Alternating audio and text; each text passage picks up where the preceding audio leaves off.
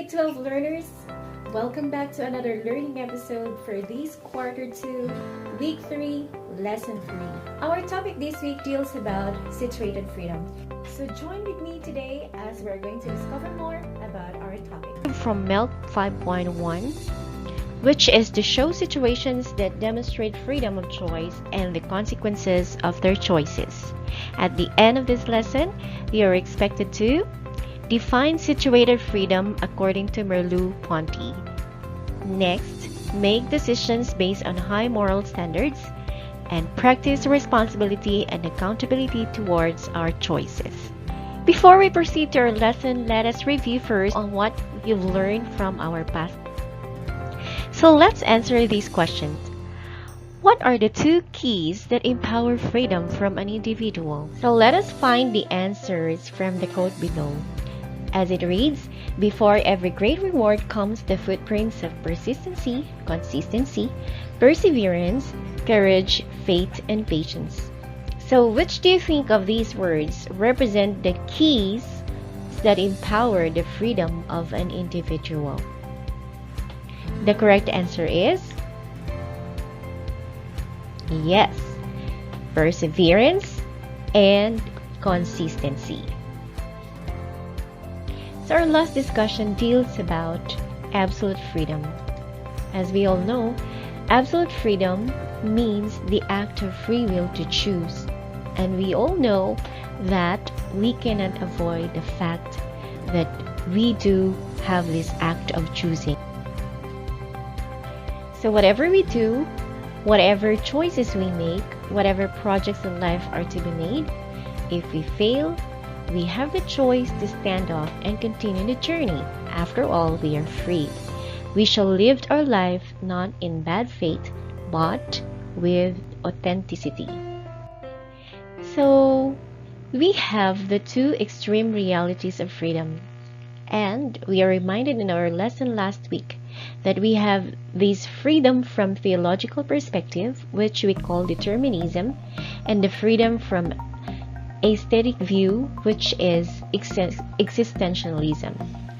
So, as a student of philosophy, we have learned that we must see things in a holistic manner.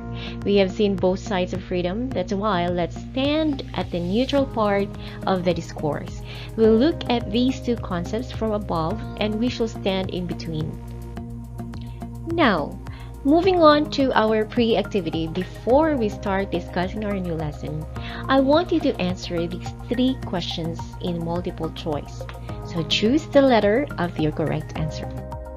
The first question is, which of these virtues has the highest moral value?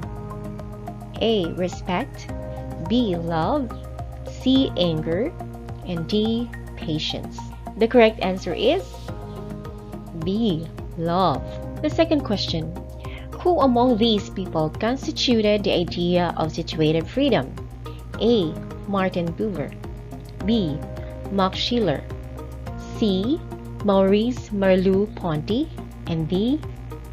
Jean-Paul Sartre. And the correct answer is letter C. Maurice Merleau-Ponty.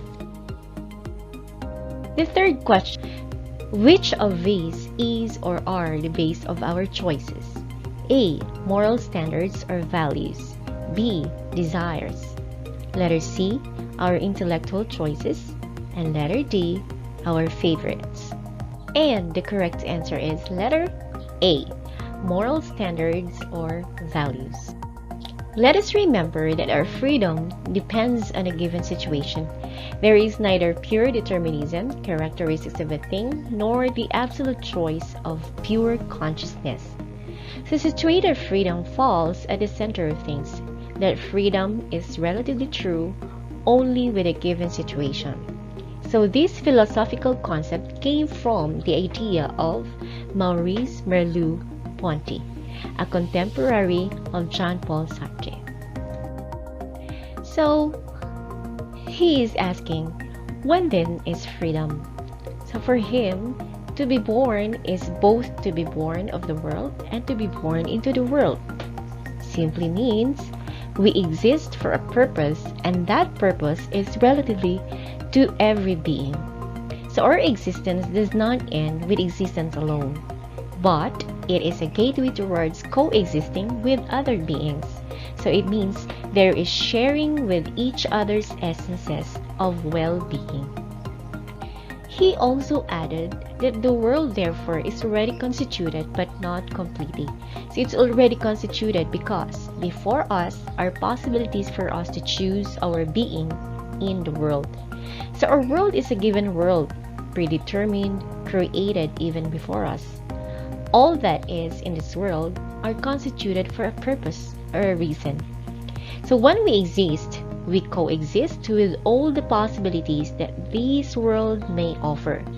Thus, Merleu Ponty says, there is always an exchange between situation and the person who takes it up. So our choices depend on every situation. The same situation million years ago that existed and constituted all throughout time. Let us proceed to activity 1. Let us analyze and see what we can do in this situation. So the situation goes like this. You see a runaway trolley moving toward 5 tied up or otherwise incapacitated people lying on the tracks.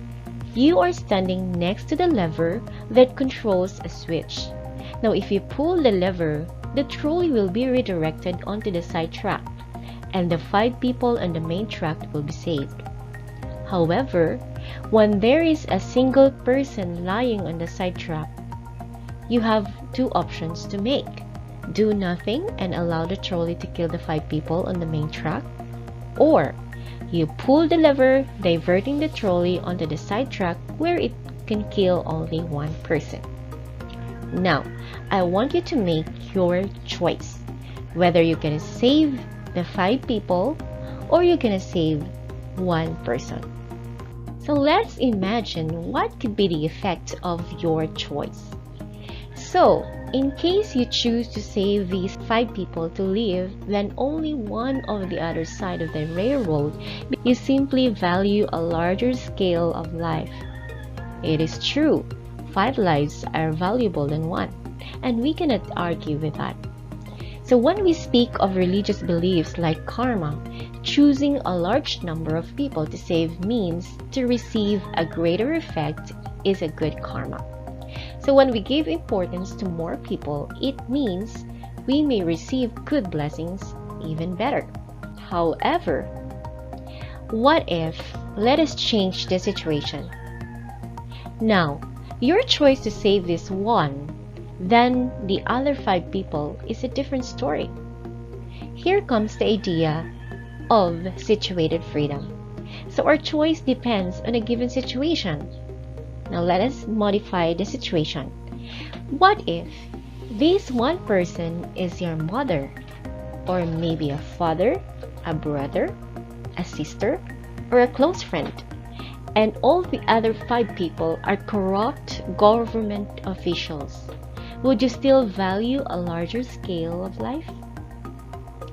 In a given situation, our choice changes. We might choose this 1 single person because this human person has a higher value in our life. We can also exercise freedom here, basing on the moral standards that we have. Never forget that whatever choice we make, we shall always be responsible and accountable for the given consequences. So whatever you choose between the 2 in that given situation, you are held liable or responsible or accountable for that choice you have. Let us quote from Maurice Merleau-Ponty, saying, "We know not through our intellect, but through our experience." So Merleau-Ponty believes that experience is way better than our intellect in terms of acquiring knowledge. So in every choice we make, we try to be analytic, but still experience can be the best key. Through experiences, from childhood up to now, we are able to collect values, not just a simple family value, but a high moral standard value. Like when we were kids, our parents taught us to say po and opo as a sign of respect to others or to some elders. That simple gesture connotes a high moral value, and unconsciously, the value is confined within us as we grow older. And I strongly believe that as long as we live with high moral value, we live more authentically, practicing our freedom to choose good over evil. Now, to deepen the concept of situated freedom, here is an excerpt from Romel Gersava article entitled Freedom, and I quote, he, Merleu Ponty, states that freedom is interwoven with the field of existences. Our choices are not made from absolute zero, but from this field of meaning. It means that we choose something not simply because we need to choose, but we choose something because it has meaning to us. So mass freedom is always affected by situation. We are free to choose based on what situation we belong in, which we find also meaning for ourselves. Therefore, let us discuss the two different kinds of freedom. The first one is the freedom of choice, and the next one is the fundamental options, or the vertical freedom. So the freedom of choice represents the horizontal freedom, while the fundamental option represents the vertical freedom. The freedom of choice is our basic and particular choices we made every day in our lives, while the fundamental option or the vertical freedom is our general direction or orientation in life that reflects our values in life. So it is vertical freedom because it is hierarchy, that some values are higher than the others. So our decisions every single day depends on these two kinds of freedom. So to easily understand this, let us have an example. Let's say generosity. There are a lot of ways to be generous. And we have freedom of choice to exercise generosity each day, like making lunch for the family, contributing funds for the school, and etc. Now, horizontal choice can be leveled up with the idea of that fundamental option. Yes, you can be generous, but how generous are you? Your level of generosity may vary because of your moral standards. Like everybody can be generous, but the question is to what extent you can go further in practicing generosity. So to sum things up, let us ponder on the words of Max Sealer, which says, "It is love which makes me a person and which makes me truly free." Indeed, love is the highest moral value of all. So when our choices are rooted from love and compassion, then all the decisions we make are good and nothing but pure goodness. So there is total freedom if there is love. As the saying goes, if you love someone, set it free. And freedom makes us truly human. So let us answer these questions again. In your activity 2, I want you to answer these questions. First one, how can your choice define your worth? Can you cite some examples? Now write them down in your piece of paper. The next question, what does it mean when you say don't ignore the small details of your life? And the third, what do you do in order not to suppress your freedom? What are the things that you do for you to exercise your freedom? Cite some examples. And the last one, how do you show responsibility and accountability of your actions? I want you to share your experience and write them down in a piece of paper. So I'm leaving you today some of the few reminders on how we should exercise our freedom. The first one is, remember that your choice always defines your worth. So if you choose to live a good life, then you choose to live a worthwhile experience with the people around you and yourself as well. The second one is, not ignore the small details in your life, because there might be some instances that you ignore that might help you develop your good moral standards. And the third one is, do not suppress your freedom. It means that we should always exercise our freedom by making our choices every day and deciding on our own and not based on the opinion of other people. So remember, you can listen to their opinion, but it's your opinion, or it's your own belief and your own decision that you should follow in order for you to live a meaningful life. Now remember, your choice depends on the life that you want to have in the future. So always choose what is best for you, always choose wisely, and ask the guidance of our Heavenly Father. So once again, this is your teacher, Mom M. Magdadaro, your teacher in Introduction to Philosophy of the Human Person. I'll see you all next week for our next learning episode.